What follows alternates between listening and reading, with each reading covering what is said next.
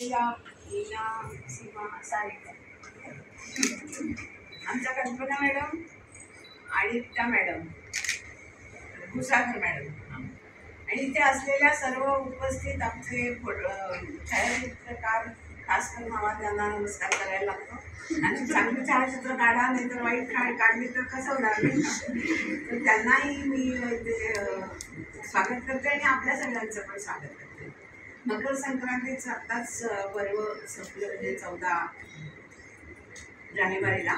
तर त्या दृष्टिकोनातून मी तुम्हाला सगळ्यांना तिळगुळ द्या आणि गोड बोला, म्हणजे शाब्दिक तिळगुळ द्या आणि शब्दानेच गोड बोला, असं तुम्हाला सगळ्यांना सांगते. कारण की गोड बोलणं म्हणजे तिळगुळापेक्षा जास्त महत्त्वाचं आहे.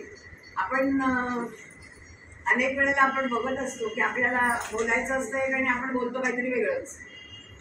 तसंच आपल्या इथे पण असं होत असतं, आपण शिकतो काहीतरी एक आणि होतं काहीतरी दुसरंच, असं पण होत असतं ना. म्हणजे आता उदाहरणच द्यायचं झालं तर मी सांगते की तुम्ही शिकला आहात की ब्लाऊज कसं, म्हणजे कशासाठी इकडे आला तर ब्लाऊज शिवायला पाहिजे. म्हणजे ब्लाऊजला आता 200-300 रुपये द्यायला परवडत नाही. वर्षाचे 4 ब्लाऊज म्हणजे 1000 रुपये द्यायला लागतात.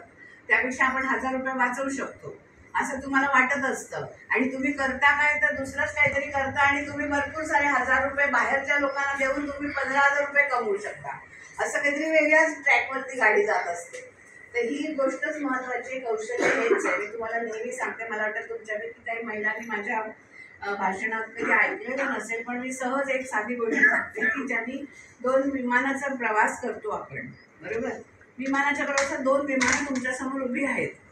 एक विमान आहे, त्याचा पायलट आहे, त्यांनी लिहिलेलं असतं की मी माझ्या ह्याच्यामध्ये PhD झालेलो आहे, म्हणजे पायलट विमान उड्डाण करण्याच्या थिअरीमध्ये मी PhD झालेलो आहे.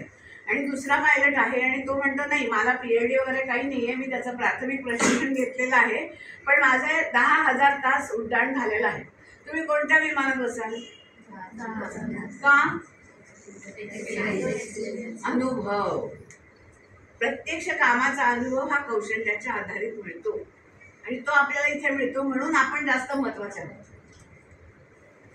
आपल्याकडे आपण म्हणतो ना की हां BA झाली मुलगी किंवा मुलगा, ओके, मग त्यानंतर पुढचे काही कोर्सेस केलेस का